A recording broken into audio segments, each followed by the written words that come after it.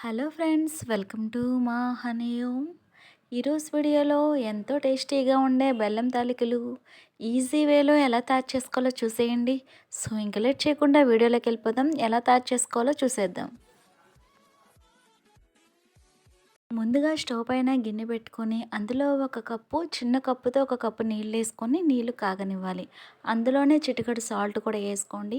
నీళ్ళు ఇలా మరుగుతున్నప్పుడు ఇందులో ఒక కప్పు బియ్యం పిండి వేసుకోవాలి. పిండి వేసే ముందు మంట మాత్రం సిమ్ ఫ్లేమ్లో పెట్టేసుకోండి. పొడి పిండి వేసిన వెంటనే ఇలా కంటిన్యూగా కలుపుతూనే ఉండాలి, లేదంటే పిండి గడ్డలు కట్టేస్తుంది. ఎక్కడ కూడా గడ్డ అనేది లేకుండా, పొడి పిండి లేకుండా ఇలా కంటిన్యూగా కలుపుతూనే ఉండాలి.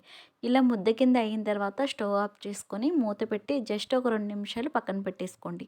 కొద్దిగా వేడి చల్లారిన తర్వాత ఇప్పుడు ఇది వేడిగా ఉన్నప్పుడే మనం ఇలా ముద్ద కింద తీసుకొని ఈ ముద్దని మరొక 2 నిమిషాల పాటు బాగా కలుపుకొని ఇప్పుడు కొంచెం కొంచెంగా ఈ పిండి ముద్దను తీసుకొని పొడి పిండి అనేది జల్లుకుంటూ తాలికలు చేసుకోవాలి. ఇక్కడ వీడియోలో చూపిస్తున్నట్టు ఈ మందంలో చేసుకొని పక్కన పెట్టేసుకోండి. ఇదే విధంగా మీరు కావాలంటే మరి కాస్త లావుగా కూడా చేసుకోవచ్చు. వీటిని మరో విధంగా కూడా చేసుకోవచ్చు. జంతుకులు చేసుకునే గిద్దలో పెద్ద రంధ్రం ఉన్న దాంట్లో పెట్టుకుంటే సేమ్ ఇదే విధంగా వస్తాయి. పిండి ముద్ద మొత్తాన్ని ఇలా తాలికలు చేసుకొని రెడీగా పక్కన పెట్టుకొని ఇప్పుడు స్టవ్ పైన గిన్నె పెట్టుకొని ఏ కప్పుతో అయితే పిండి తీసుకున్నానో అదే కప్పుతో 3 కప్పుల వరకు నీళ్లు వేసుకోవాలి. సేమ్ కప్పుతో కప్పు పావు బెల్లం వేసుకోవాలి. బెల్లాన్ని పూర్తిగా కరగనివ్వండి.